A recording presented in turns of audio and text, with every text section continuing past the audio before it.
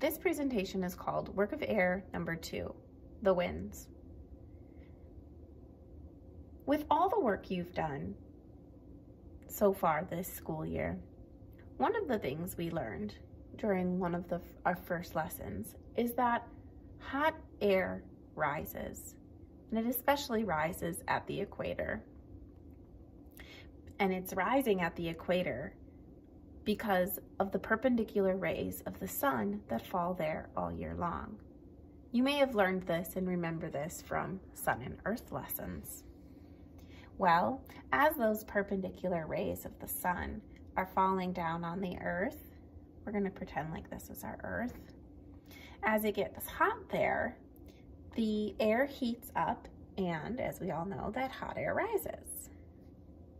After that, the hot air rises and an empty space is created, and cold air from the North and South Pole get pulled in, and the hot air rises, goes up into the atmosphere as far as it can go, and when it gets as far as it can go, it starts to go to the sides, the North and South Pole.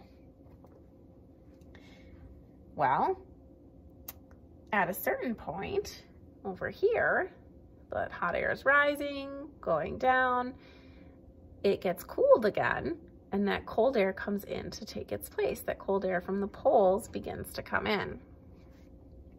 And lastly, we have this little cycle of wind happening on Earth. Hot air rises at the equators, hot air rises at the equator, gets pushed to the sides of the Earth, and it begins to cool down at the North and South Pole, moves in, cold air comes in to take its place, and we have this little circular motion of air floating around Earth. So hot air rises. When it rises, it creates an empty space. That cold air fills in that empty space. That cold air gets heated up and it rises too. It's as if we have two streams of air moving along the surface of the Earth all at one time.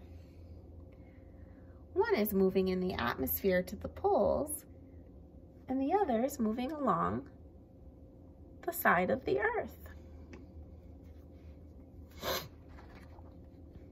That's my presentation for today.